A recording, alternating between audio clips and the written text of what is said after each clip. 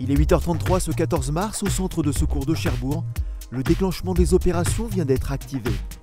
Une dépêche a été envoyée par le centre opérationnel départemental d'incendie et de secours, signalant un rejet radioactif en provenance de la centrale de Flamanville. L'exercice national de sécurité civile peut commencer. En lien avec la préfecture et l'IRSN, les sapeurs-pompiers du SDIS de la Manche vont être les premières forces opérationnelles à se rendre sur le terrain. Cet exercice est pour nous l'occasion de mettre en œuvre, le plan particulier d'intervention et de déployer sur le terrain en situation réelle nos moyens qui sont habituellement positionnés à divers endroits du département. Nous disposons en fait d'une cellule mobile d'intervention radiologique qui est composée de 5 moyens. En fait, vous avez un moyen d'intervention qui est basé au centre de secours principal de Cherbourg. Vous avez 4 moyens de reconnaissance, dont 2 participent aujourd'hui à l'exercice, à savoir le centre de secours principal de Saint-Lô et le centre de secours principal d'Avranches.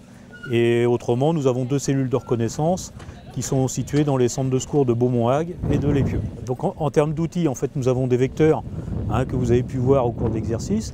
Donc on a 3 vecteurs mobiles, donc 3 véhicules qui sont prêts à intervenir 24 heures sur 24. Et donc à l'intérieur de ces véhicules, nous allons retrouver à la fois des EPI qui permettent aux intervenants de se protéger contre une contamination atmosphérique éventuelle. Et nous avons également des appareils de radioprotection, à la fois des radiamètres, des contaminamètres, des préleveurs d'aérosols et bien évidemment de la dosimétrie passive et opérationnelle pour nos agents. En attendant les cellules mobiles de l'IRSN, les sapeurs-pompiers sont ainsi déjà en capacité d'effectuer des mesures et des prélèvements.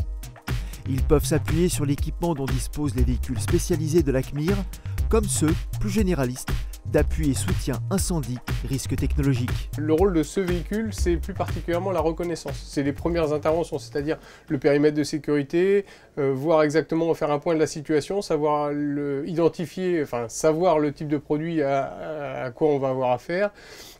Et puis après, donc mettre les premières personnes en sécurité, ça c'est notre premier rôle. Et après, on va s'intégrer dans le dispositif complet de la CMIR, une fois que l'ensemble des moyens seront arrivés sur place.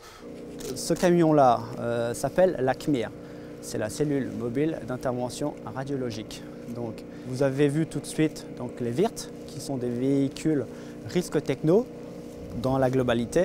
Là, nous sommes sur du risque RAD NRBCE, où il y a vraiment du matériel spécifique uniquement en détection d'irradiation et de contamination.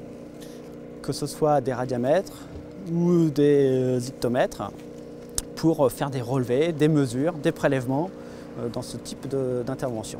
Nous avons à disposition des petits lots de prélèvements qui actuellement sont en cours de réactualisation puisque les protocoles IRSN viennent de sortir cette année. Et donc nous allons prochainement effectivement remettre à niveau tout le côté prélèvement au niveau de nos équipes. Outre le matériel de mesure et de prélèvement, les sapeurs-pompiers disposent également de portiques de contrôle de contamination destinés à la population, mais aussi et surtout de l'outil Critère développé par l'IRSN. Il permet de visualiser l'ensemble des résultats de mesure de la radioactivité. Pour assurer le meilleur suivi et partage de l'ensemble des informations relatives à l'accident, les sapeurs-pompiers, comme tous les intervenants habilités, renseignent cette base de données. Elle offre une cartographie partagée qui permettra de faire état en temps réel du risque radiologique.